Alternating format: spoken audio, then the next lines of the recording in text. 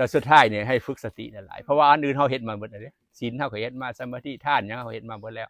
สติเนี่ยเขายังหน่อยส่วนมากแม่นบอกฝึกแบบใดครับจะต้องฝึกวัน เอาต้องรู้ดูนี่เอาก็ยังว่าเนี่ยยืนเนาะยืนเนาะก็ได้เดินเนาะยางเนาะนั่งเนาะนอนเนาะก็ได้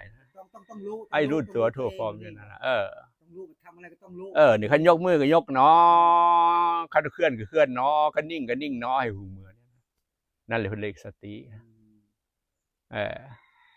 สติก็มี2สติอีกได้สติภายนอกสติภายในอันนี้สติภายนอกนะสติภายนอกให้รู้ตัวทั่วพร้อมในการยืนการเดินการนั่งการนอนให้รู้ตัวขันโมหูเมื่อยังการยืนเดินนั่นเลยเป็นห้องหลงเป็นห้องขาดสติแล้วย่างไปแล้วจักไปฮอดใส่ฮอดไปฮอดกุฏิแล้วจะหูเมื่อโอ้จักกูย่างมายำใดเพราะว่านะบางทีนั่งขี่อยู่กับผู้ไปขึ้นที่จักกูขี่ยำใดอันนั้นเขาว่าเจ้ามีสติ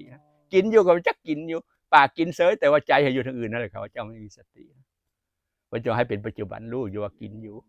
คิดกับหูเมื่อว่าคิดอยู่เบิ่งอยู่นั่นเลยเป็นเลขสติอันนี้เจ้าขาดหลายแม่นบ่อันนี้แหละตัวนี้แหละตัวทำให้เป็นอริยะแต่สติคือนะทำให้เป็นอริยะกินกาแฟหลายมันไม่เกี่ยวจริงว่าอันนั้นมันคนละเรื่องนะมันเป็นเรื่องธาตุขันธ์อันนี้เป็นเรื่องรู้ตัวทุกฟอกคนละอย่าง